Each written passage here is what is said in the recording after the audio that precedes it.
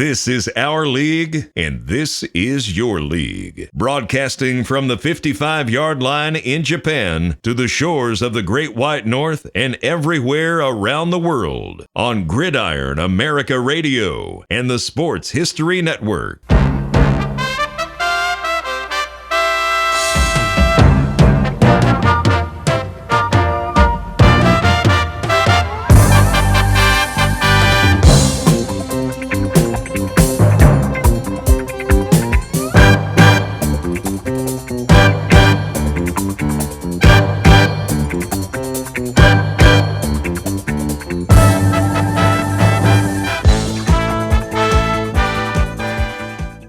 Hey everybody, welcome to From the 55-Yard Line. It's Dave and I, and we are pleased to be joined by Don and Heath from the Third Down Gamble podcast. One of my favorite podcasts when I first got into podcast listening. It was the first one I think I listened to. Heath, Don, hey, you guys are up there in Canada. Thank you very much for joining Dave and I. Thank you. Appreciate Great to the be invite. back. Yeah, it's hard to believe it's been a year already. Yeah, because last year, you guys sat down with me and we talked and we did a preview of the upcoming season. So as we got into April into May, I'm like, okay, we got, Dave and I, we got to get you on and do a preview for the 2024 season, which, if I remember correctly, when we were talking about the season, I don't think any of us would have predicted Montreal to win it all. I think less than 3% of any people that play the CFL games that were out there where you could pick the winner and all that sort of stuff. I believe less than 3% picked the Alouettes. And partly you wouldn't blame them because as you went deep into the season, the Alouettes were kind of floundering. And then they pick up a couple of key ingredients, go on an 8-game winning streak, do something they hadn't done all year, which was beat a team with a better record than their own, and do that in Toronto against the 16-2 Argonauts, and then win the Grey Cup in one of the best Grey Cups ever. Yeah, and so this year, I mean, with the season, so is Montreal still? I mean, it's hard to pick against the defending champion, but who would you guys say, all three of you, is really the team to beat this year with the season coming up? It's really hard to predict. I think the turmoil that the Toronto Argonauts are going through right now sets them back. Given what they did in the regular season last year, if Chad Kelly was their starter, you'd have to think that they were in the driver's seat in the East. Winnipeg is going to still be strong. BC is going. The defending champions are the ones that you got to really look at coming from the East. I think until they get knocked off, they're the favorite in that East division. Yeah. Hey, Dave, real quickly before we go on, I'm getting some feedback on your end. Okay. Yeah. No, just real quickly. So, I'm getting. We were doing because this is live, obviously. So I'm like going around. I was like, I'm hearing a noise in the background, so I'm going around with everything. So just to give you a heads up, there's feedback on your end with your microphone. So okay. I don't know. I'm sorry. Yeah, but no, you're good right now. But it's weird because I've been going around. So, guys, I apologize. So let's just start off. Let's start from the East. We're going to go all the way out to the West. So let's start out with Montreal, defending champions. What the three of yours take with Montreal? How are they looking this season coming in?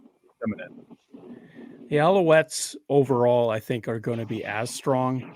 They did lose on some elements, and especially with the receiving core. They've lost a couple of key players there, but the offensive line is still stout. The defensive line, depending on what happens with Sean Lemon, will be even stronger.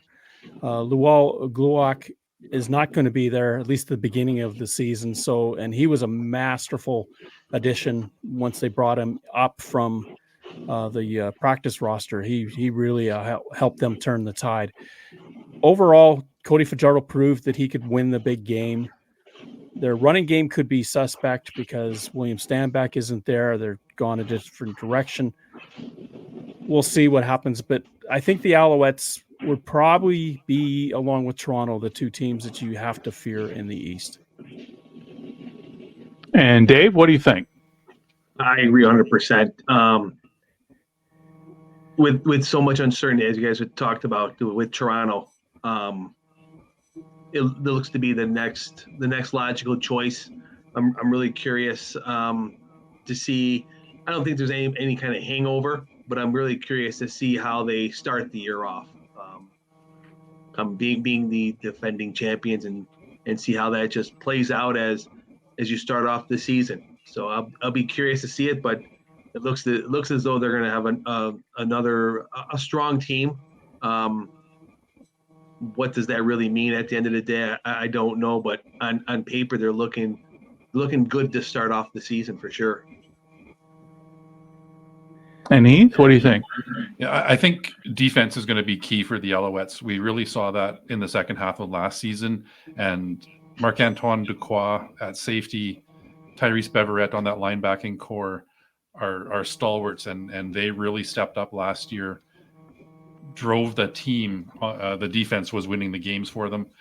Austin Mack going to the NFL is a big loss on that offensive side. He and Cody Fajardo seemed to really click. It was one of those almost automatics where if Fajardo found him in single coverage, the ball was going his way, he was coming down with it. So I think there's a little bit of a setback on offense right now. But as far as the East goes, who else is going to be better? And that's a question that I think we need to kind of look into. And in terms of, off the field, let's talk fan support, the business of football. How is Montreal shaking out this year? Because with the change of ownership, there's been a lot going on, obviously, with the front office. Where do you guys see? Are they in much better shape than they were, last year, the year before? I mean, where is it, even including fan engagement and that stuff? Alouettes are really strong this year. Pierre-Marc Pelado, who's the new owner, he has Videotron, so he's got a marketing vehicle built in with that. And the Alouettes have really engaged very well. Their season ticket base is shot up because of the Grey Cup win. The Alouettes, if you ever go to their website, they do it in both English and French, which is very different for most teams in professional sport, except for maybe the Montreal Canadiens. But overall, I think what he's done and what they're doing is a great model. And when we get to BC, we'll talk about Amar Damon, who's doing the same thing in BC. These are the guys that are leading the way in terms of what you need to do to engage. Okay. And then moving on down the road to Ottawa, how are the Red Blacks looking this year? Can they improve? Will they improve? I mean, it's not been for all my Red Black fans out there, it's been a painful last couple of years. I'll jump in. I guess it's going to be, can they survive can they avoid injuries? And to me, that's the biggest wild card in the CFL for me is if they stay healthy, they can really make a run. They can make it interesting in the East, but I think it's really going to see if injuries hamper the quarterback play. I think that would be for myself. I think if you can call it, they're due for a good season. But being due for a season and having it happen, I'm not sure if that really takes place. But I think they could be the surprise team for me in the East.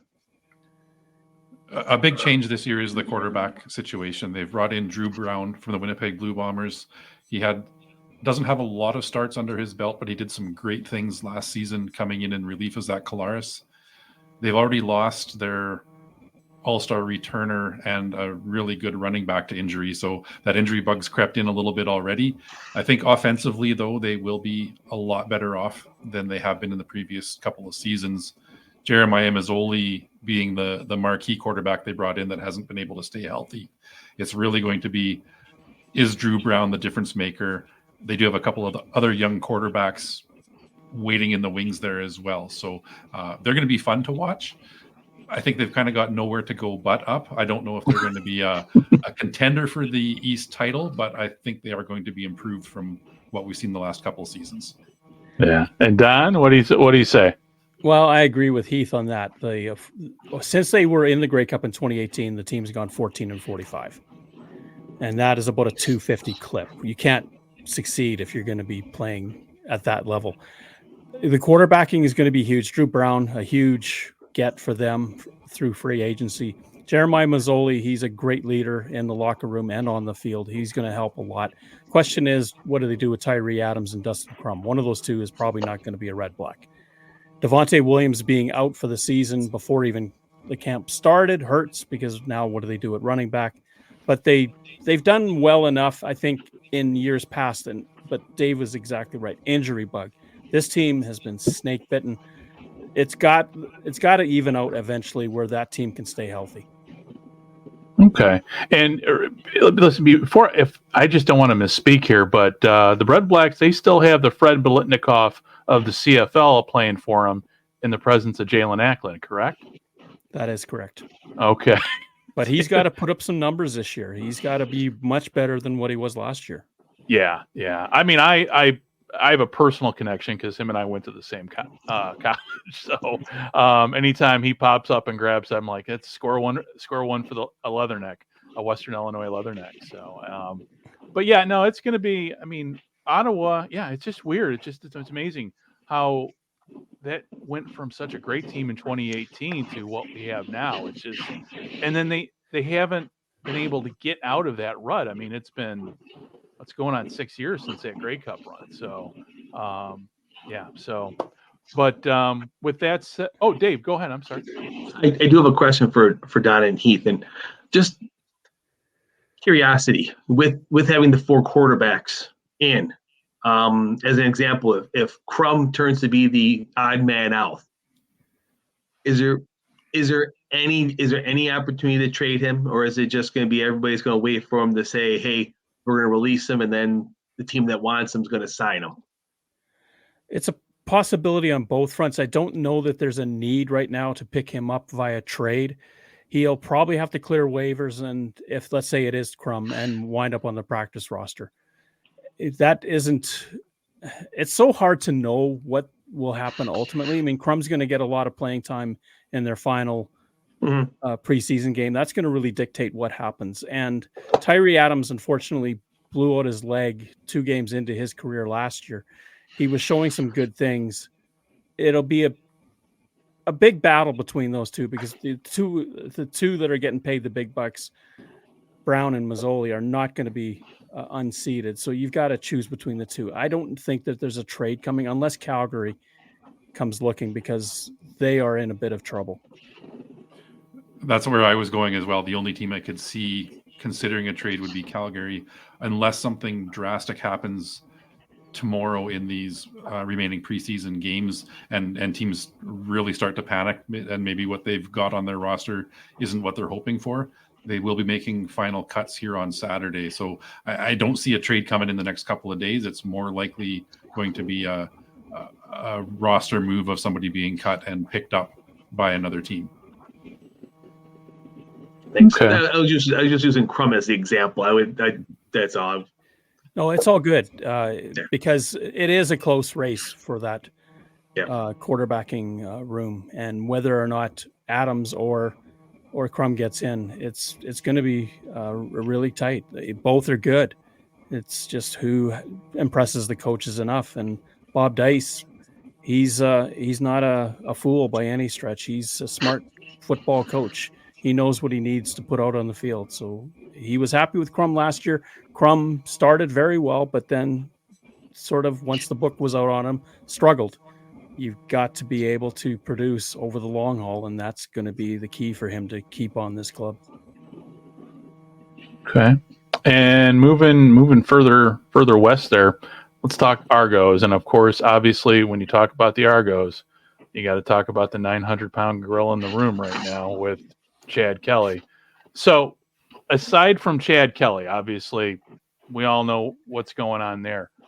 How are the Argos looking this year? Are they reloaded? Or, I mean, can they get over the hump and win it, get past Montreal this year?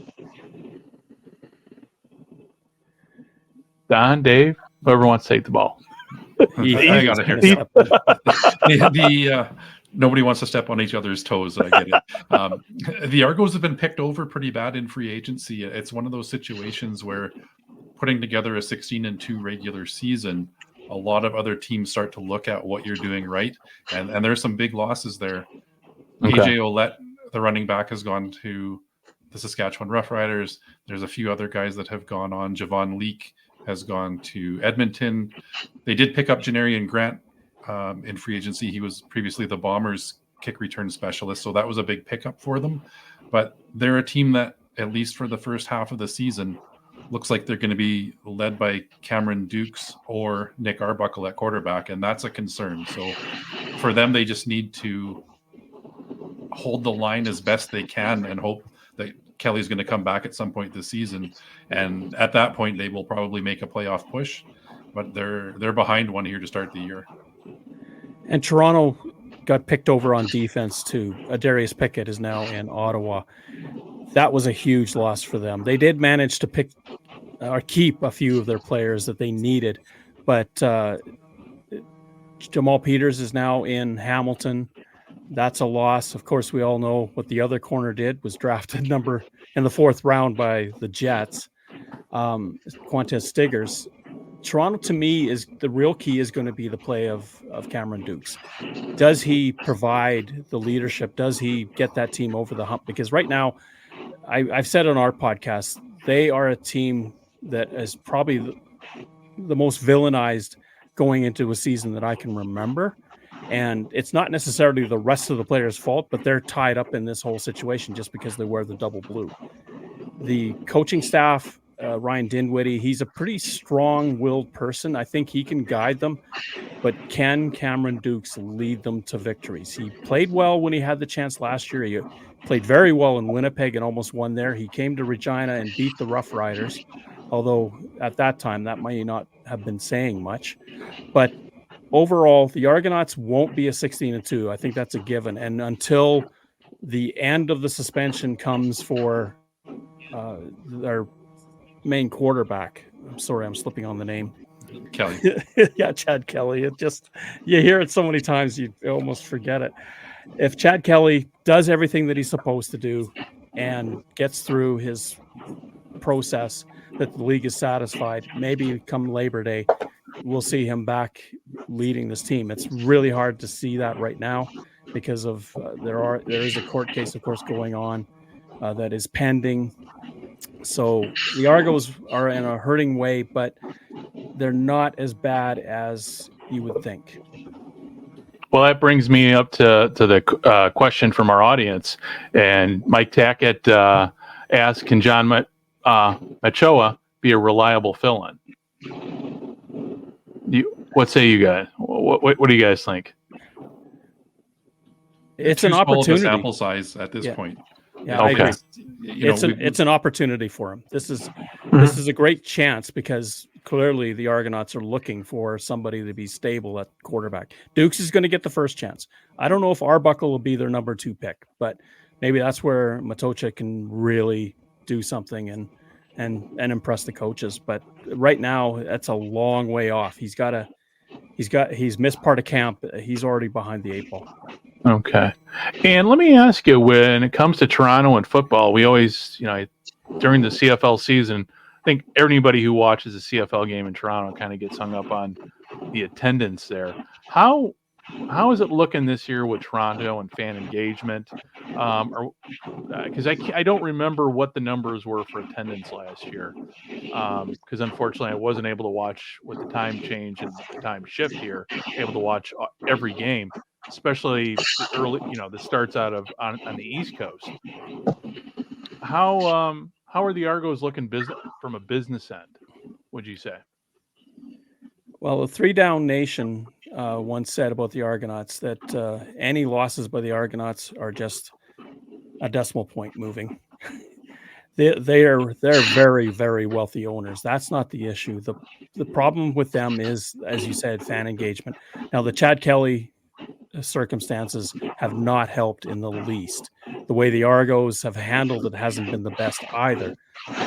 They did have a tremendous attendance, especially in the East Final last year. Their attendance was growing as the season was going on. And of course, a winning team does that for you. I think the Argonauts can still maintain that momentum.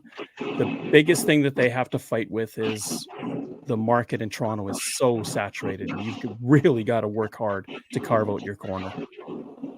This whole situation with Kelly being suspended is so hurtful to the Argos, because with the great regular season last year, so many fans were coming to their first Argos game in years and really getting reinvigorated and enjoyed the experience. It's affordable compared to a Leafs or a Raptors game. You can bring your family out. People were starting to appreciate that, and they had a great product on the field. So we'll see what happens with the turnstiles at the start of this season, but a huge setback losing a marquee player. And because of Chad's connection to Uncle Jim Kelly, who was in Buffalo, that's a short drive away from Toronto Hamilton. So there was some recognition there. It's a tough pill to swallow. Okay. Well, with that said, kind of a nice segue to wrap up the East here to talk about what's going on with Hamilton this year. Well, Don, I'll let you lead up. Thank you. Hamilton, Scott Milanovich is now their new head coach. Orlando Steinhauer has moved up to become the president. Ed Hervey is their GM, and don't miss the fact that Ed Hervey is their new GM, because if he has had anything in his past, he knows how to get talent onto the field. He did it with Edmonton, got them to a Grey Cup and won it. I think he can do it again in Hamilton. He's got a great eye for that. The big question in Hamilton is obviously what's going to happen with Bo Levi Mitchell, and whether or not he, A, can be healthy enough to play a full season, and B, skillful enough to do it. A lot of talk is about the boot that he wears quite often to protect the leg that he injured last year against Ottawa. But I think the shoulder is the bigger issue, and that's what he injured in 2019. That type of injury takes a very long time for recovery, and even with all the rehab in the world, it's still going to be not as strong as what it was. Taylor Powell is the question mark. He's signed an extension through 2025. He seems to have more upside, but I think Milanovich likes the veteran leadership, and this is why Mitchell will, and especially given Calgary is their first opponent in Calgary to start the season, I think that's Mitchell's going to be starting to begin the season. And Heath? Yeah, I think one thing the Tiger Cats have going for them is Tim White is one of the top 5 receivers in the CFL. He's an exciting player. Regardless of who the quarterback is, he's going to put up some numbers. But that real challenge is who the quarterback is going to be. I would put money on Taylor Powell probably getting more starts than Bo Levi Mitchell this season. I think Bo will get the early starts, but we'll see what happens from there. And some concerns about their defense. I know they did have a big pickup, stealing one from down the road in Toronto. That's going to help them a lot. But, this is a team that 2019 were at the top of the league, and we've seen them kind of on a steady decline since then. The East is kind of up for grabs, though. We talked about, is Ottawa a contender? Is Toronto in trouble? So the chances of them making the playoffs are good. Beyond that, I can't be too confident. And let me ask you, get your feel, Dave, because you're actually closer to Hamilton than anybody else there. I'll let you take the first swing at it. Might this be Bo Levi's last year? Because he's been around a while. What do you guys think in terms of his longevity? You think he still has more in the tank, more to prove to the league? I think we'll know by July. I mean, that's my feeling. I don't know. I mean, I think I question do they have enough? And I think you guys might have talked about on the third down gamble too. Does Hamilton have enough weapons as well? I think that's an issue too, because you can't go to Tim White every play. So they did sign Stephen Dunbar this week, who had been with the team. That's right. So that was a an ad that is probably good, helps. Very Yeah. good ad. Yes. Yeah. That is true. I did forget about that, but I think it's not going to take long to know what he has left in the tank. The problem with Bo right now is that he hasn't put in a full season since 2018. And so the book is out as to whether or not now he can finish a season, as you point out, Dave. Is he going to be there beyond July? Is it because of poor play or is it because of injury? And that's a string of bad luck for him if it's injury. But if it's poor play, that's quite another story. And you don't think at his age that his skill set should drop dramatically. But when you've got a shoulder injury, you haven't got a great plant leg, it adds up. I think Scott Milanovic is going to have to be careful in how he nurtures the relationship too. Bo Levi Mitchell had some very harsh words for the organization after the playoff loss to Montreal last year. He was disappointed that he was not out on the field until he kind of got garbage time at the end. And if they're going to anoint him as the starter at the beginning of this year and he struggles, how do they navigate that? It's going to be a really interesting first few weeks. I think Dave's right. By July, we're going to know whether it's a extended career or if he's on his way out. And we can't underestimate Scott Milanovic. He knows how to win, and he's taken the Argonauts to a Grey Cup victory, but he kept them in the playoffs when he was coaching there. He knows how to work on the sidelines. He knows how to get the most out of it, especially his offense. And that's going to be key because their defense is probably going to be okay. They've lost Ted Laurent. That hurt them, but they signed David Menard to replace him. So their Canadian ratio is okay. Tundo Adeleke is now in Toronto, so they're hurting on the backside, but they've got a couple of players that were moving up the ladder ready to play. The Tiger Cats, to me, if it's going to be Bo, he has to go into Calgary and beat the Stampeders to start the season. If they get spanked in Calgary, that may be it for him.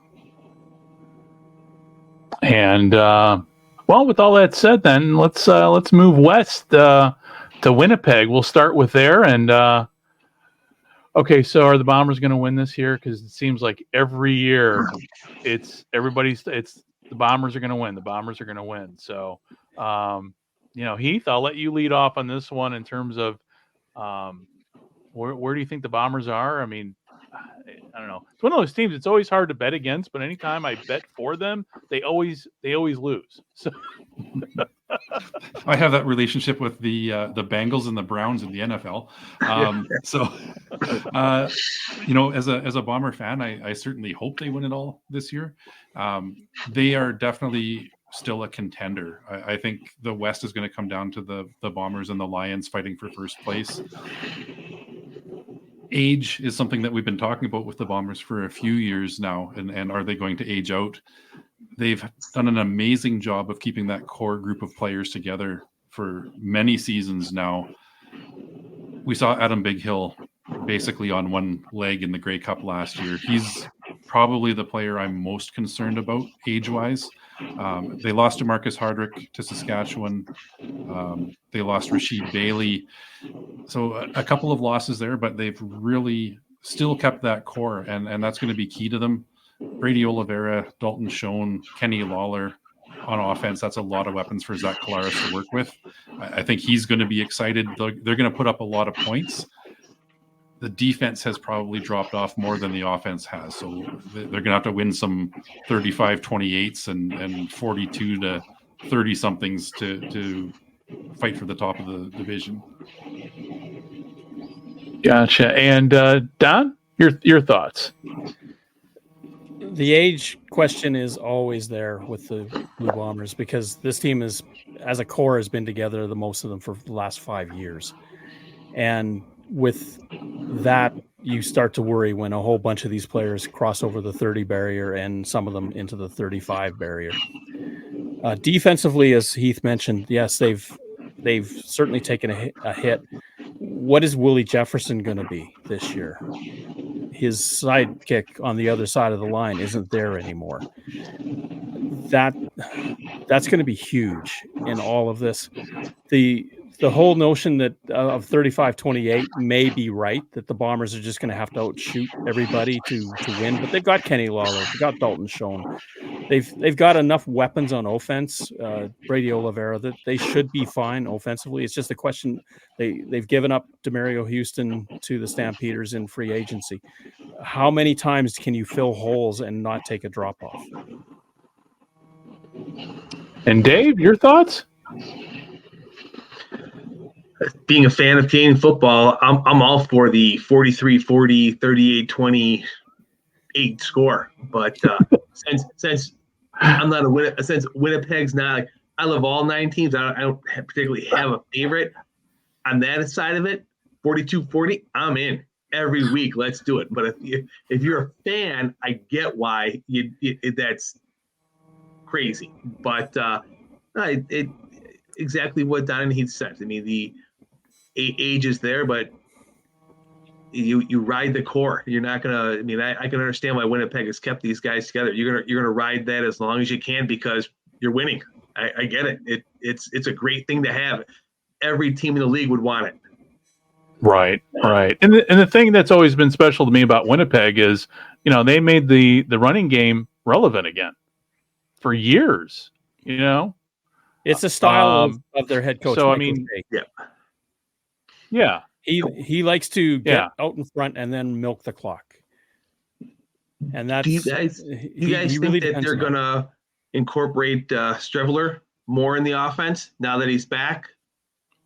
I think so. I think Buck Pierce is a creative enough offensive coordinator that he's looking at different options. You can't throw Strevler out there and try to run the exact same playbook that you do with Zach Collaros, but he's a game changer in a different way. And if you have some structure in there with him and Brady Oliveira in the back or dumping it off to somebody else, it's going to be unpredictable. And I would like to see him out there for 10 snaps a game, if possible, just to kind of keep other teams on their toes. And they never know when he's just going to run one off and blow up a linebacker or a poor defensive back trying to bring him down. Yeah, I mean, he's always been he's one of those players that he reminds me a lot of Taysom Hill. He's kind of a Swiss Army knife in Canadian football. They can kind of do it all, and obviously his specialty is third down, getting the short yardage and everything. Yeah, but he's one of those guys that he can. He's a quarterback, but he's built like a linebacker. And Derek Taylor, he's been on our show. He's the voice of the Blue Bombers, has talked a little bit about the Jackson Jeffcoat leaving that defensive line and the stats that Willie Jefferson puts up when Jeffcoat isn't in the game. And it's night and day. When Jeffcoat was there taking a lot of attention away, Willie Jefferson was a monster. When Jeffcoat was out of the lineup, Willie Jefferson could be doubled and was non-existent. And I don't think we can underestimate how that's going to change, because if you don't have that pressure from the defensive line, Theodric Hansen's gone, Cameron Lawton is now injured and gone for 6 weeks. They're taking hits. It seems like there's almost too many to overcome. But then this team has done that regardless. They've overcome and still made 4 straight Grey Cups. Yeah, wow, it's been 4 straight. Wow. It's been a while since I thought about how many they've been in a row, but yeah, it's been in 4. It's been in 4. Yeah. So, with that said, with everything said about Winnipeg, now let's move into your neighborhood and let's talk about the Riders. And I don't know which two should lead off, because both of you guys have season tickets. So, who's sitting the closest to the field? I guess I'll let lead off. Well, that'll be me. Okay. Heath will go with me to games, but he does not have season tickets. To okay. Then I'm sorry. I was thinking you guys both had season tickets. No, it's an 8-hour drive to Winnipeg from here, so I that's right. I don't make that trek very often. Sorry, but I tag along. My bad. I tag along to Regina when I can. My bad. It's always funny, guys. There's a lot of the guys live here in Tokyo. Lanny and Scotty. They did their Tokyo the CFL podcast here for years, but I always forget you're a Winnipeg fan. So same here with Lanny and Scotty, both those guys. But it's always like the Winnipeg and Saskatchewan guys are always the most entertaining fan bases because they're best friends, but the biggest rivals, kind of like Bears and Packers fans. So with that said, Don, Go ahead, Don. I'll let you lead off here. Well, when you look at the Saskatchewan Roughriders, you look at a team that was trending backwards during Craig Dickinson's tenure. They host a West Final, they go to a West Final, and then 2 straight seasons they basically get wiped out after Labor Day and don't win a football game and fall out of the playoffs. Now they've got a new head coach, a new attitude. It's really going to be interesting to see how Trevor Harris holds up. He had a horrific knee injury last year. Lots of people don't come back from it. He was very fortunate that he could, but will he be strong enough to lead this team? A lot of people are putting a lot of faith in him. The bigger question at quarterback for the Rough Riders is who's going to be his backup. Is it going to be Mason Fine or Shea Patterson? And this is the big question coming out of Regina. We'll see what they do because they don't have any more preseason games to play. They've finished their tour, and this is all going to come down to game film and who's performing at practice. Gotcha. Heath? Yeah, Corey Mace and AJ Ouellette are 2 big additions for Saskatchewan. Craig Dickinson wasn't the most vocal rally the troops kind of head coach, and they needed a change. Corey Mace is a guy that the players are going to know where they stand with him, and to have him in, the fans are excited about a head coach. It's something that's very strange in professional sports sometimes, that people are that fired up about a new coach as a first-time head coach as well. He's had success in the league as a coordinator, but it's his chance to put his stamp on things. The receiving core is awesome. They've got one of the best receiving cores in the league. Now, Trevor Harris and his health and his age, can he get the ball deep to those guys, or is he going to have to rely on a quick release and hope for yards after the catch? That's going to be the big challenge on offense.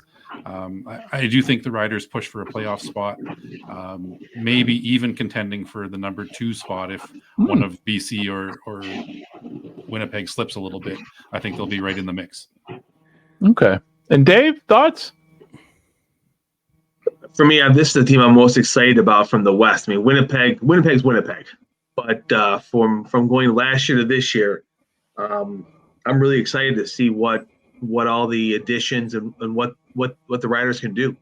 I watched both the preseason games. They're exciting. It was exciting. They played good football. I was impressed for preseason games. But I guess my question is there any concern with Brett Lothar with the start? I know traditionally he has started slow, but it wasn't the best of kicking for the first couple games there.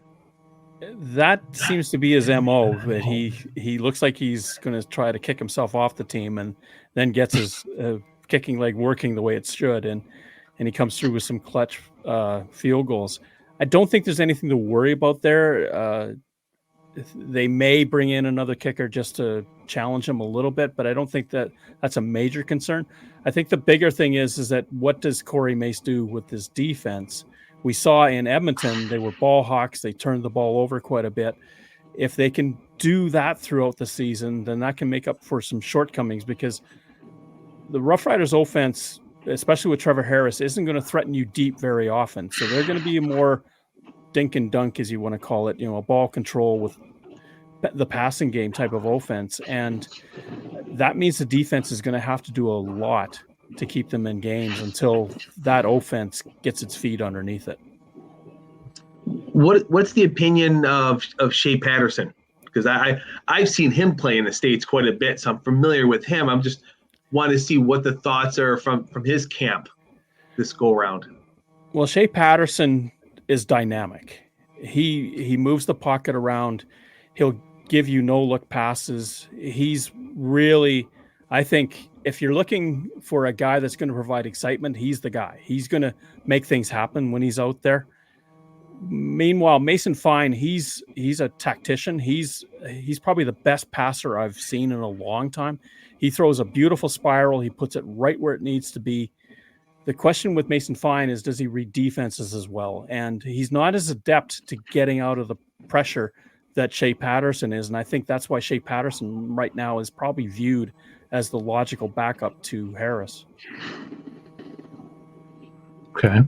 And guys, we'll move on over to Edmonton, which leads to another viewer question from Michael Throp from the Player 54 podcast, who asks, can Edmonton compete this year? Short answer is yes. I think bringing McLeod Bethel Thompson in at quarterback is going to stabilize them. Trey Ford was dynamic, but needs to develop a little bit more as a passing quarterback in this league. He could run around and look like Bo Jackson on Tecmo Bowl. They're just people unable to tackle him. But when you keep him in the pocket and make him pass, he has some learning to do. And McLeod Bethel Thompson is a guy that can teach him and bring him along. I think they've made some improvements elsewhere. As I mentioned, Javon Leake has come on as the kick returner. They've got Eugene Lewis, who's another one of the top receivers in the league. You know, a 6-win team made the playoffs from the West last year with Calgary. So if you look at improvements, I think Saskatchewan's going to be better. I think Edmonton's going to be better, and they will be in the mix. They're not a lock to make the playoffs by any means, but I think they'll be right there towards the end of the season. So what you're saying is they have a chance. They have a chance. Don? I'm not a big a fan as maybe some are about McLeod Bethel Thompson, because I think his intensity sometimes gets in his way, and he can really be meteoric. He can be really right on and just slice and dice, or he can get into an argument with the offensive coordinator on the sidelines and get distracted. And we saw both of that when he was with Toronto. He will help. He's been around. He knows the game. He will help. But whether he's the answer, I'm not so convinced. I was kind of leaning towards let Trey Ford develop, take a couple of lumps with him, but I think he's got more upside. Now that they brought in Thompson, I don't know if Ford even wants to be in Edmonton beyond this season when his contract runs out. And then what are you going to do? Because Thompson, like Harris, is getting up to his upper 30s. Harris is going to be 38 before he plays his first game in the regular season. Thompson, I believe, is 35, coming 36. It adds up. And you just take those beatings year after year. Your body can not do that forever. The Elks, the question is, what did they do to improve their defense? This is a defensive guru. They brought Jason Shivers over from Saskatchewan to help out. But Chris Jones, that was his thing. And yet he spent all his money on kickers, returners, and a quarterback. And he trades away Jake Ceresna, one of his top defensive linemen, to Toronto. Dave, thoughts? Well, my only thought on the defensive side is he feel with another year of working with the scheme.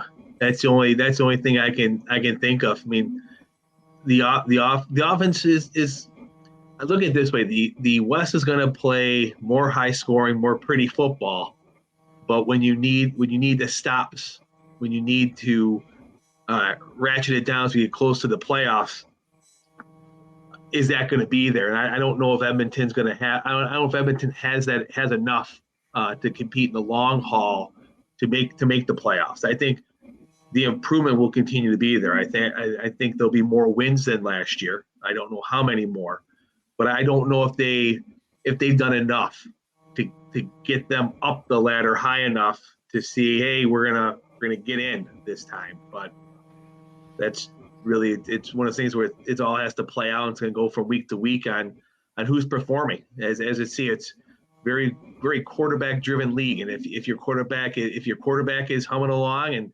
making plays and the offense is clicking, you're scoring points, and all of a sudden you're on a 5-game winning streak and you don't even know where this come from.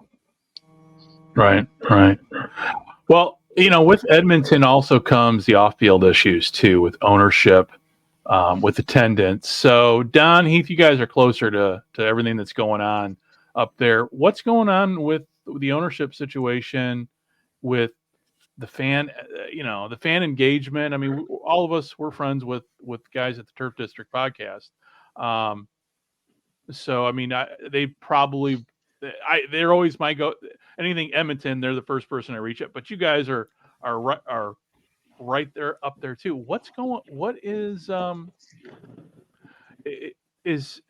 we going to see a change in ownership, and is there going to be a concerted effort to bring fans back to the stadium?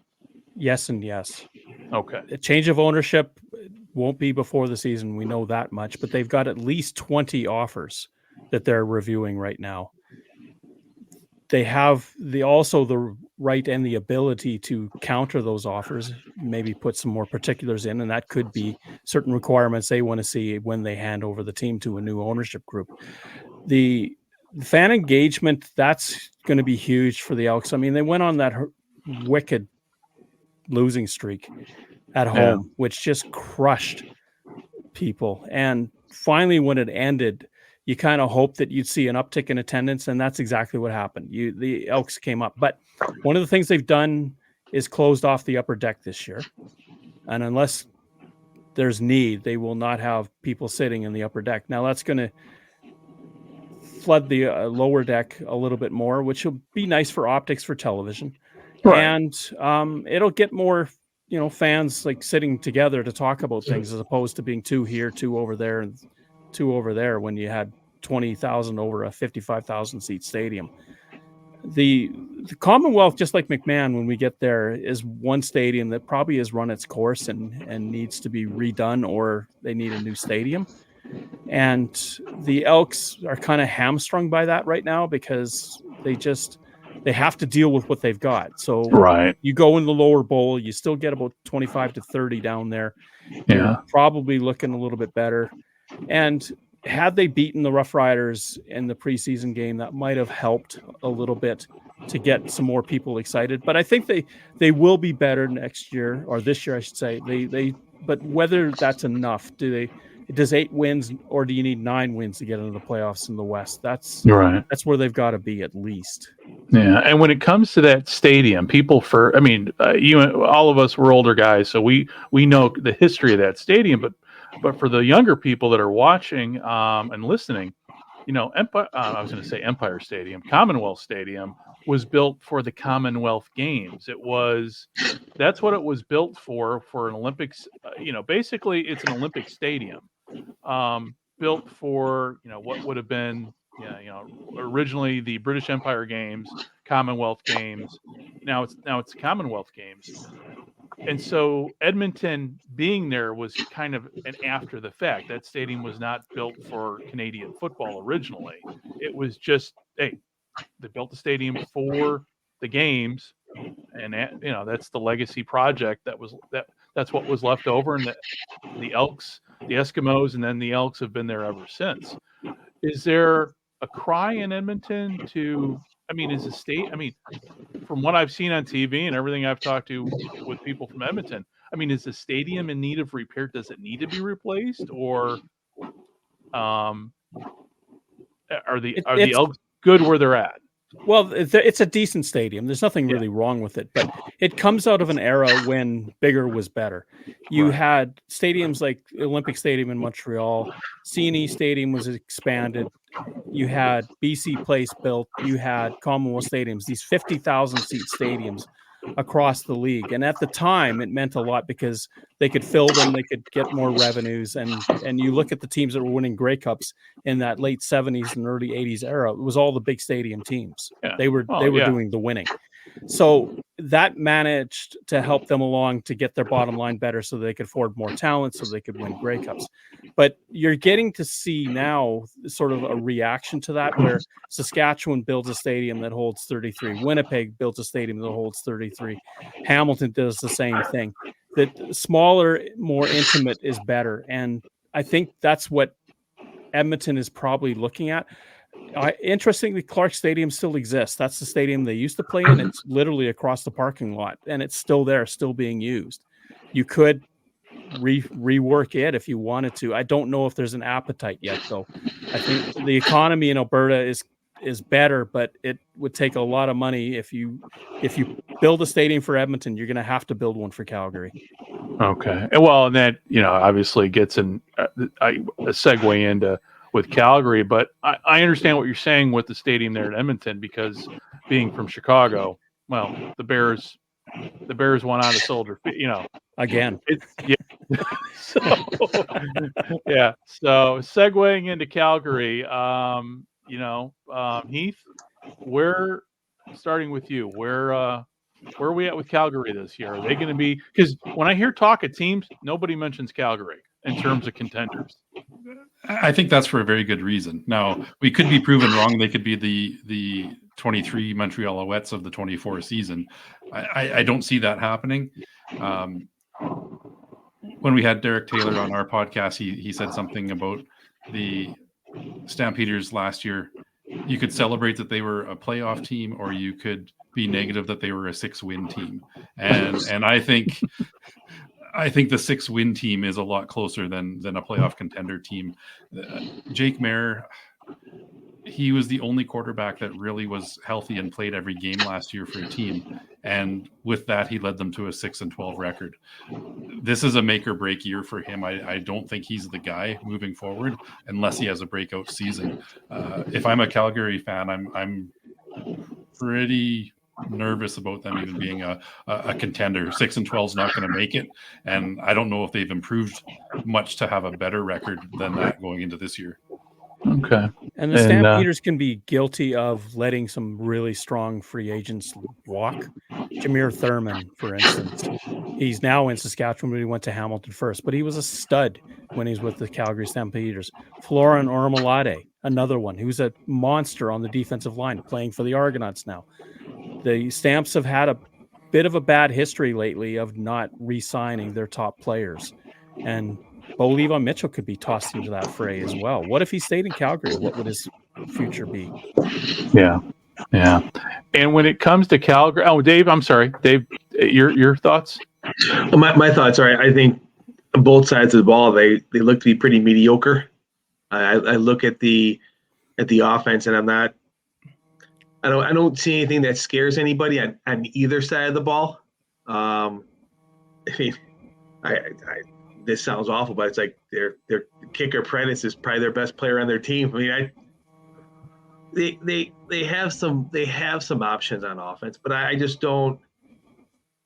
I don't see them consistently moving the ball and putting 30 points up to put yourself into position. And they're going to have to rely on too many 18, 19, 20-point games being enough to make it happen. And I'm not sure their defense is good enough collectively to hold someone to 15 to 20 points every game. So I think it's going to be a struggle for consistency for them to be in the race in basically what it is. I just don't see enough from them to be there every single week. And a big loss for them this week.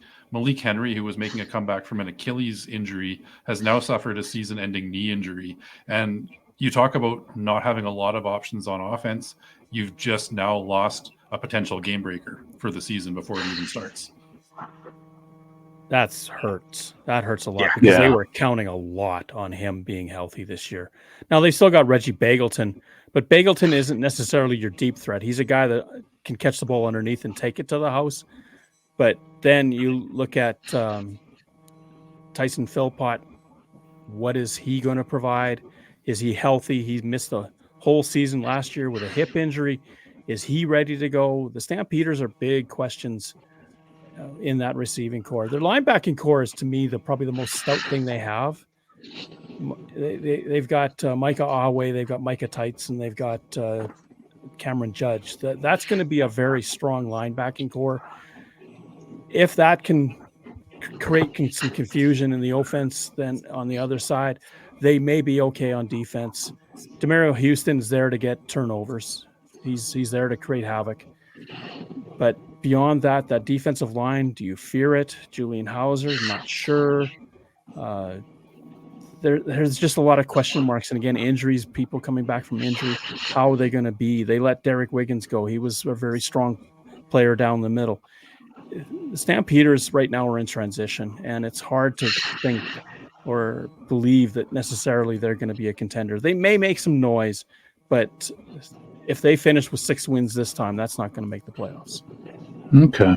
And last, before we wrap up with Calgary, stadium talk, ownership, where I thought I saw some, it's been a while, thought I saw some talk about maybe a new stadium attached to a new ice hockey rink.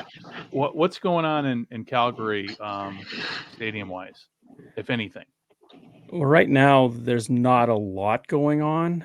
The Flames, the Calgary Flames of the National Hockey League, won a new stadium, and because they're under the same parent ownership group as the Calgary Stampeders, the Stampeders are being talked about getting something either new or massively renovating McMahon Stadium. It's one of the two. Okay. But there's not much appetite right now for provincial money to go towards either project, whether it's Commonwealth getting a redo, a rebuild of a new stadium, something like that in Edmonton and in Calgary. That you're talking about $1 billion or more. If you throw the hockey team in, you're probably up to $2 billion. Yeah. So it is just a tough get. And for the time being, the Stampeders are just going to have to live with McMahon. Now, the problem with McMahon is twofold. One, it's the bench seating that goes up in the higher levels. People have railed against that for years. And the second thing is the concourse area. It looks like it's 60 years old. Okay. And beyond that, though, it's a lovely site. It's an easy get-to site. The C train takes you right to the stadium. The light rail transit. The vistas from there, like the sight lines, are great. You're close to the field. There's nothing wrong with it that way. I love being at McMahon Stadium. I'm going to be there in September to watch a football game. I love going there.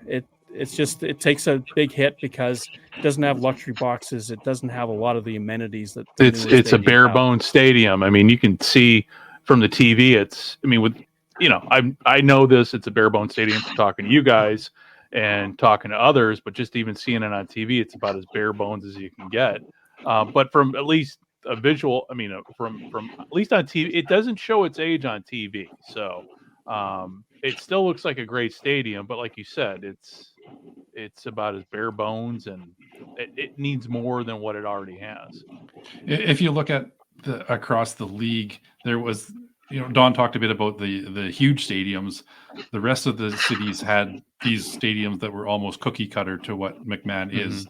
Old Taylor Field in Regina, Old Winnipeg Stadium, Hamilton, Ivor Wynn, they all had that same kind of architecture to them. And in the modern day, fan experience and fan comfort has grown in leaps and bounds. I've been to some new stadiums across North America, and it's amazing the amenities that they've put in place. It's not just going to sit on a bench and watch a football game anymore. Right. It needs to be a fully engrossing experience. Mm-hmm.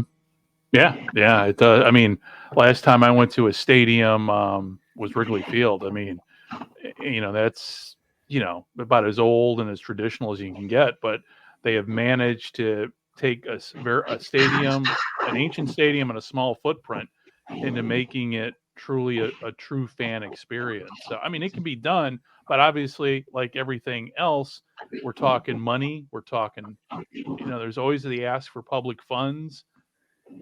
Yeah, it's a tough sell. But with all that said about, go ahead, Dave. Before you jump to the next topic, again, is it realistic to think that they'll be able to renovate McMahon? I guess we'll look at it and go, the cost. Obviously, the cost of a new facility is astronomical, but to take McMahon and get it to something better, is that worth the money? I've only seen pictures of it on TV.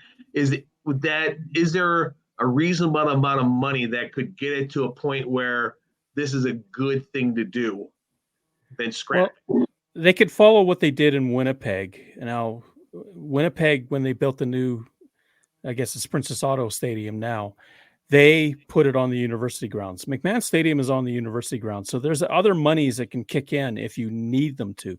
But you're right, building it on the same site, that would be the big problem, because you'd have to tear it down and bring it back up in a very short order if you wanted to have the team play there. Or what do you do with them in the interim? most likely the talk in Calgary is to bring the team downtown, which is somewhere around 17th Avenue. There's a couple of sites there that are available, but that ties into the hockey team. They want to, when the Calgary flooded a few years ago, that hockey rink really that's right. I forgot about that. And they want out of the Calgary Stampede grounds. They want to move a little bit to higher ground. Wow. Yeah, I forgot about that. So, well, okay. Well, listen, with all that said, let us land finally in BC, which really this is BC's year in terms of the CFL because they're a team on the rise. They got a great owner. They've people are going to the games, and most importantly, that's where the Grey Cup's going to be held this year. So, and they are my favorite team. I've got my BC stuff in the closet here. I wasn't able to all put it up in the background. I only have so much room in this place for all my sports memorabilia, and my BC stuff it's still kind of packed away right now. So, but with that said, so Heath, I'm going to let you lead off on this one.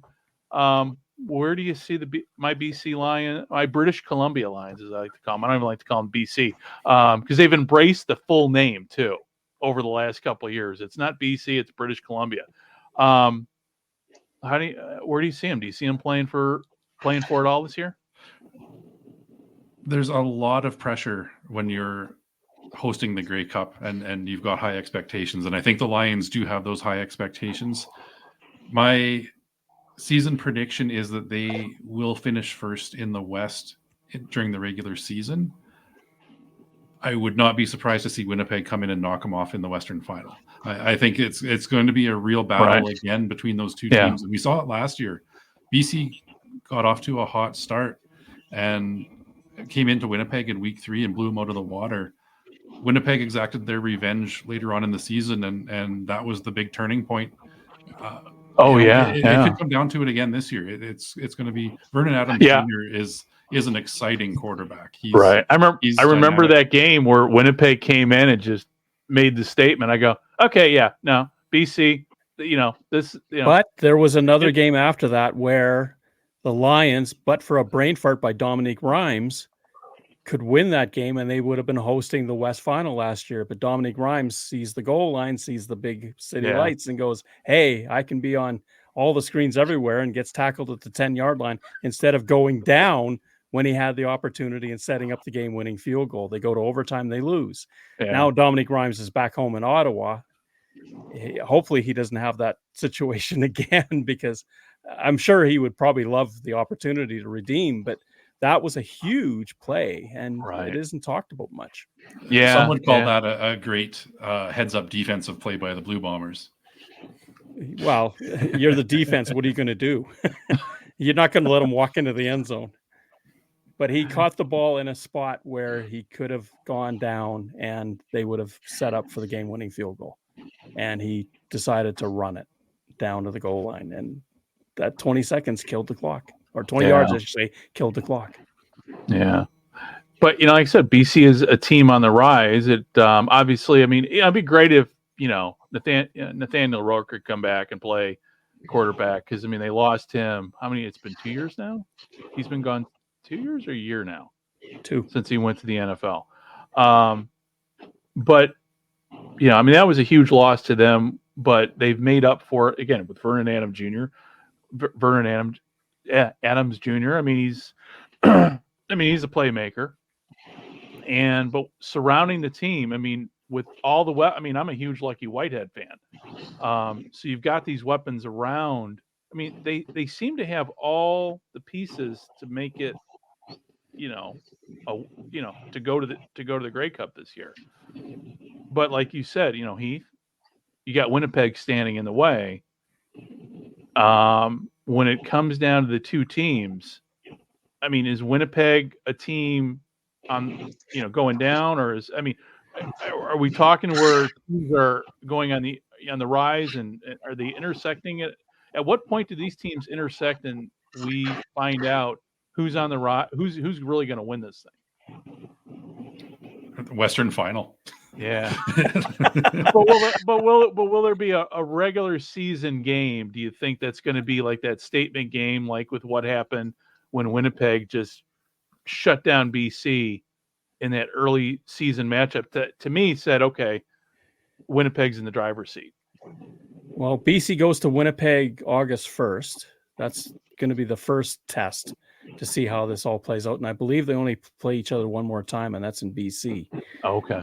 So the Bombers and the Lions, you got to think are the two favorites in the West. But BC took some hits. Like Matthew Betts is not there. Right. They let go David Menard. They did bring in Christian Covington, who is somebody they were very high on before he went to the NFL. Now that he's back, they're ecstatic that they have him. Questions on that defensive line still, though. If BC is going to do something, they've got to trust their running game, because you can't have, for a third year in a row, your starting quarterback go into the West Final on one leg. Okay, and Dave, your thoughts?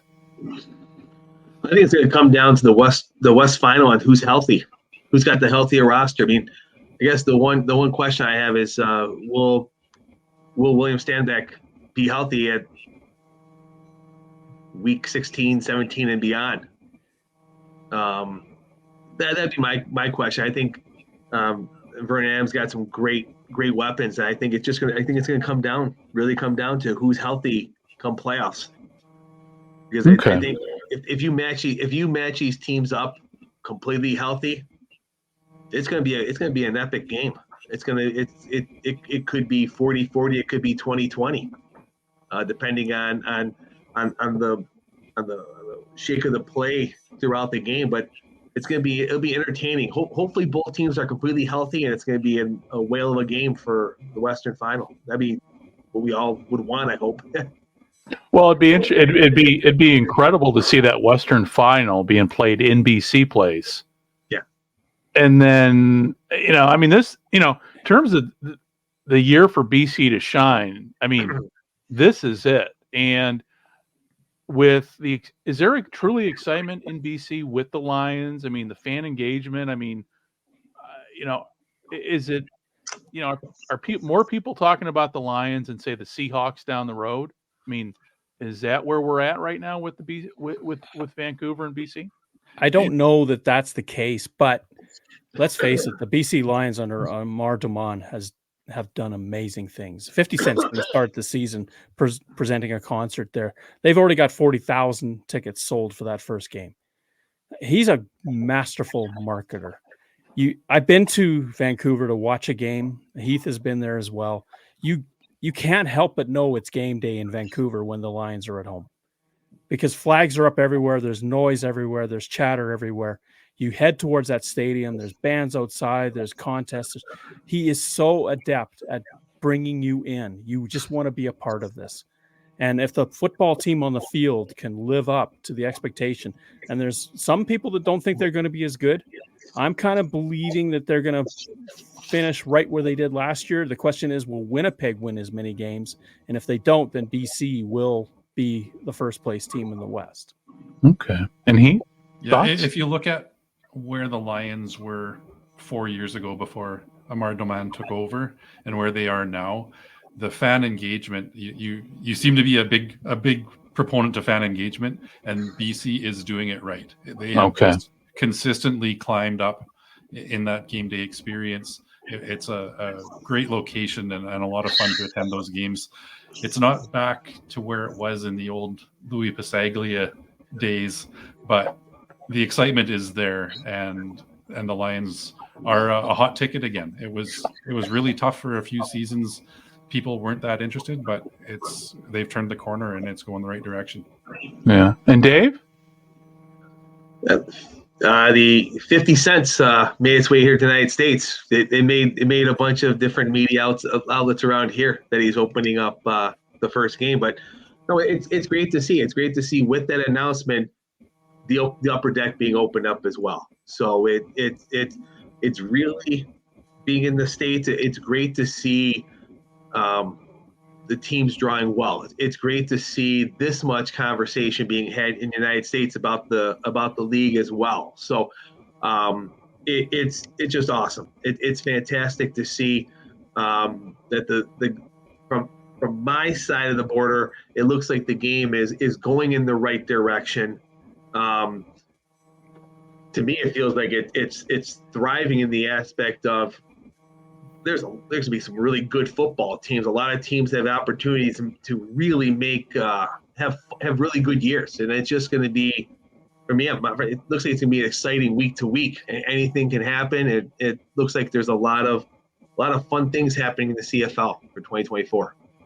The nicest thing about all of this is that they've, other than Edmonton, who will be getting a new owner, the ownership that they've found in the CFL have deep pockets and are very committed to the product. Yeah. And that has resonated throughout the league. And so you can weather a tough night at the office. You can weather a thunderstorm in Winnipeg that knocks the fans out of the stadium for the night. You can take that hit and still continue on knowing that you're going to be okay at the end of the day. And that's huge. Pelodeau in Montreal was a massive get for the CFL, and Omar Damon, the same thing in BC. These two are going to champion a new way of presenting this league. And that kind of gets me into my final quote before we wrap everything up, just in terms of the state of the CFL. I don't know, Randy Ambrosie, do you see him in the commissioner slot for the foreseeable future? Or do you see, with new ownership coming in, them, very pro, you got two new owners who with deep pockets. Do you see the ownership groups maybe wanting to go a different direction to get somebody who is willing to, be very proactive with the league, to really take charge of the league and do the things that need to be done that they've done in their own markets? Heath, I'll let you give your thoughts to that. I guess the one way to look at it is look at the growth in ownership that has happened under Randy Ambrosie's tenure. He has seen great new owners come into the league. The biggest downfall has been the tease and the failure of getting that 10th team in Atlantic Canada. It's something that's been talked about since the 1980s that just keeps kind of popping up every once in a while. It had some real momentum before the lost COVID season of 2020, and unfortunately that's caused things to take a step back. Randy Ambrosie is a very non-confrontational kind of commissioner. He's not in your face. He seems to prefer to take a step back a little bit out of the limelight. And I don't think he needs to be that vocal when you've got these new dynamic owners in place, and you've got a rejuvenated Rough Riders fan base. You've got a very strong Winnipeg team. You see improvements in Toronto's fan base, Vancouver's fan base. I don't think they need to get rid of him at any point unless he feels like he's done enough. Yeah, I agree with Heath. He's done well. Not everything that he's touched has turned into gold. I mean, CFL 2.0 has been kind of a nebulous entity that still hasn't worked out. Genius Sports and that agreement is now we're starting to see the real fruition of it. So that took some time in coming. But he is not a guy that's going to be out in front of all of this. He's more of his acumen coming into this when they hired him was that he was very business savvy, and that's what they wanted for this league. And as Heath pointed out, he's brought in new dynamic ownership. He's huge on shared best practices. He wants the teams to work together to make sure they all succeed. That's been one of his big points that he's pushed. Overall, I don't see him being pushed out. More likely is that he'll probably leave at some point in the future, but he may stick around until they get a 10th team. It may not be Atlantic Canada. He's kind of put it out there that Atlantic Canada's got to come to him now. He's tired of putting out the feelers to them. Somebody from there has got to show some interest. We may see a team in Ville de Quebec, or Quebec City as it's known. Yeah, and even that's what I was going to ask you in terms of expansion. Obviously, Quebec City could support its own team, and we know what the demographics are, and we know what how far they are from Montreal. But also, too, any possibility would you think of an ownership? Somebody wanting to maybe put a team down, say, London or even near Detroit. Obviously, with the Lions on the rise down there, that would, I mean, not that both teams, not that a potential expansion team near Detroit would always be playing on the same day as the Lions. But with that said, I mean, do you have, when it comes to CFL expansion, is there more talk? Is it talk other than just Quebec City? I mean, are we talking other cities in Ontario that, are viable? That would be. Go ahead, Heath. Go ahead. It would be a tough sell. I think there's already 3 teams in Ontario. They're not selling out 35,000 a game right now. They have a lot of deep history though as well. I think a lot, especially in that Greater Toronto, Hamilton area. You grew up a Ticats fan or an Argos fan. Yeah. Bringing somebody else into that market is going to be tough. I think Quebec City would be a more viable option. They don't have a pro franchise there right now. They had an NHL team that is long gone. Having a successful CFL team might be a real springboard to relaunching Quebec as an option for other professional leagues. Okay. And I think too that they've got natural rivals built in. They've got Montreal down the road, and of course Ottawa, who's just on the other side of the border. Right. Well, guys, on that note, I'm gonna wrap everything up here and just some final thoughts here. I'm not going to ask for predictions for the Grey Cup because a lot can happen in the next how many weeks? It's like 25 weeks or something. I mean, it's a long CFL season, but just ask, just final thoughts here. Just how do you see the league doing this year, just overall? And Don, I'll let you lead off. In terms of who's going to finish first and stuff like that, I think I'm kind of in the Montreal camp on one side and either BC or Winnipeg on the other. The league itself is strong, and it's going to get stronger. The stats department has been working hard. There's going to be more stuff that's going to be coming out on game day so that you can participate even further. Overall, it's just an up and up sort of attitude, I think. And the league, in my experience, this is one of the few seasons that I've felt such a positive vibe that it looks like everything is just going in the right direction. And, okay. All right. And Dave, thoughts? I'm just looking forward to kickoff, getting everything going. The stats sounds great. I really enjoyed doing the fantasy and picking things and being involved with it each week. For me, that really gave me more incentive and more draw and more connection to everybody. And I think that's just logically the next step, that as they keep continuing that, I think the CFL Plus package down here for outside of Canada is just amazing.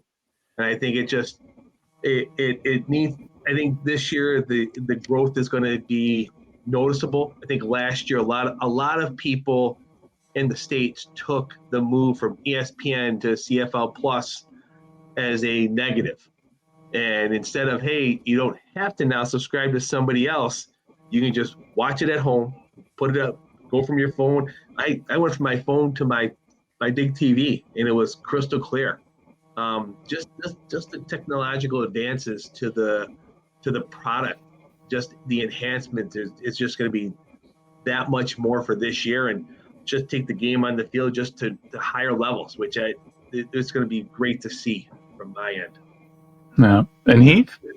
I'm really looking forward to parity this year. I think over the last couple of seasons, we've seen a 16-2 team. We've seen a couple of 15-3s. Teams are going to be hard pressed to get to 13 wins this year. A 12-win season is going to be a phenomenal year. And I think you're going to see some fights for those top playoff spots as well as those bottom playoff spots. We're going to come down to the wire where teams are fighting around 500 to try to get into that third playoff spot. And that's great to see.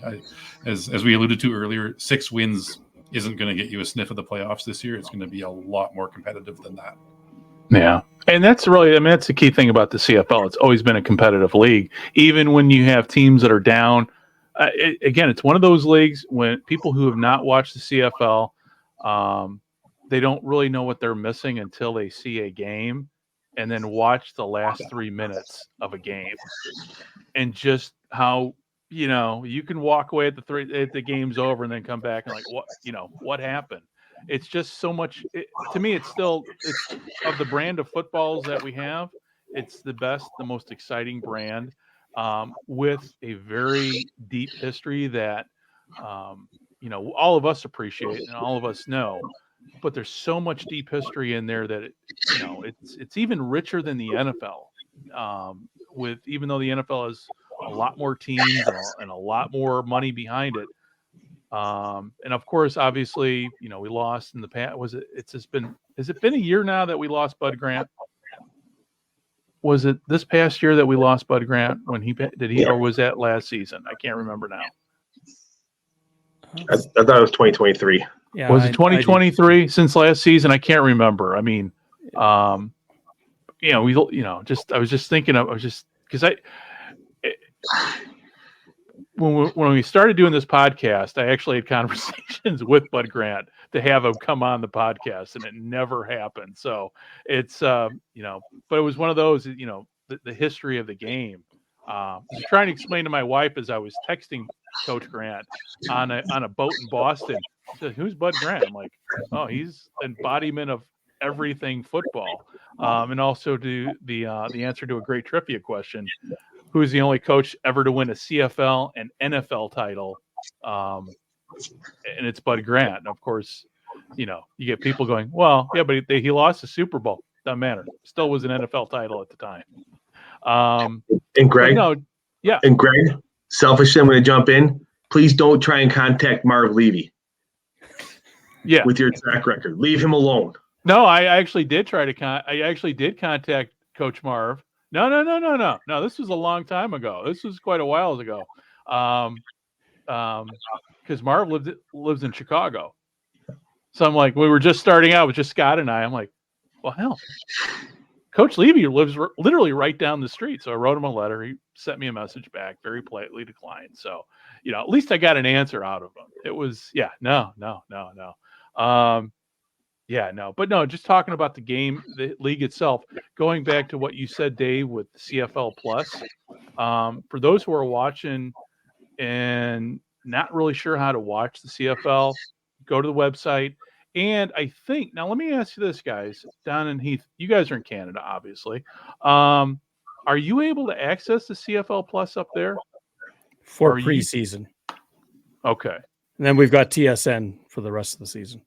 Because there's the way around that is, if you don't want to pay the cable company, just do what I do and get a VPN and just, switch over to the United States. I use ExpressVPN. They're not a sponsor of the show, but they should be, because they've allowed me over here in Japan to be able to watch, my ESPN Plus. When I was watching the XFL last year, I could catch all the XFL games. But yeah, I mean, I think the CFL, them giving away the product is the smartest move that they have done in terms of to get people to grow the league. And I think by doing the free streaming, it's going to pay off. And we're not going to see the payoff, for the next 10 years, but there's going to be a payoff in the end. And going back to, just like you said, Don, in terms of, the CFL is definitely trending upward. So, and, I think, and going back and Heath talking about parity, that's the best thing about the league, because on any given, to quote Burt Bell, on any given Sunday, any team can win.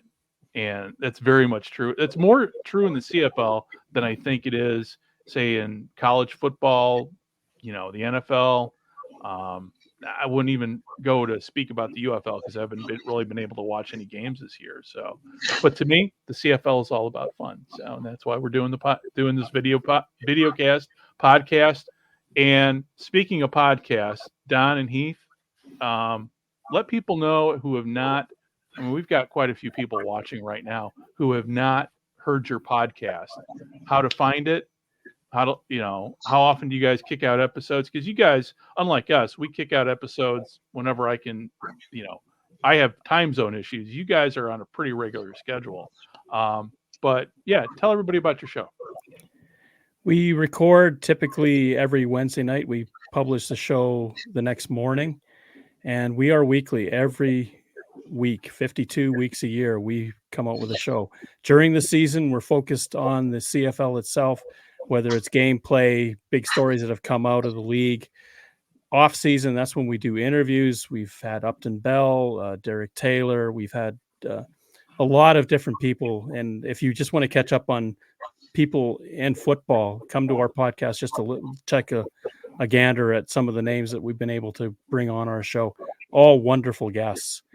The show is now in its 5th year. We've probably published about 240 of these so far. And Heath came onto the show just after the beginning of it. Pat Mooney is the other person that helped me start it, and he's still here if needed. But it's a lot of fun. I enjoy doing it. I hope Heath does too. I think we have a good time together. We do. So it's Third Down Gamble. We're hosted by Podbean, and we're available on Apple Podcasts, Spotify, most of the podcast networks. You can follow us on Twitter as well at the Third Down Gamble. I'm also on Twitter at the Lethal 13. I've got some sports and politics and a whole bunch of other stuff mixed in there, so it's not purely CFL content, but the Third Down Gamble is 100% football all the time. Yeah, that's the thing. I mean, Twitter. I mean, just talking about social media and everything with football social media. That's the reason why I do. Like on Twitter, it's where I go for my football fix. And I know, like, you guys have I think, do you guys have a Facebook page? I can't remember off the top of my head. You guys haven't done a Facebook page? That's why we got our Facebook page doing the live streams and everything, because it's fun to sit down with friends and talk football. And we've all gotten together here while I've been here in Japan. So, doing these podcasts, doing the video casts is truly a labor of love. And this type of stuff that, as fans of this is, podcast and video cast is pretty much where I get my CFL news. I don't get it from a regular news source. I get it from the fans who, the content creators. So, with that said, I got to thank you, Don and Heath, for educating me over the years before I even started the podcast and, about the CFL. So, but, well, guys, with all that said, hang on. After we stop recording, we'll talk a little bit more. But for everybody who is watching and listening, hey, thank you very much. As we move into June with the CFL season starting, we're going to try to keep going here. I'm going to be traveling here back to the States starting Sunday.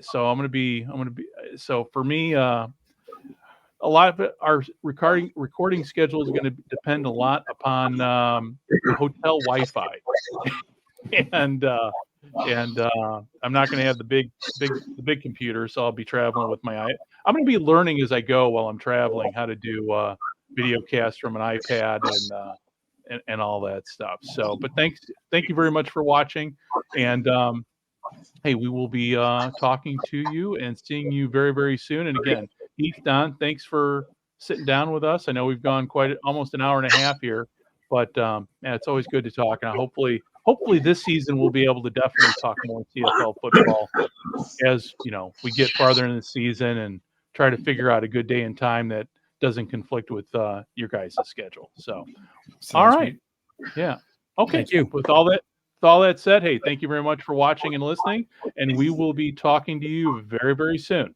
Bye-bye.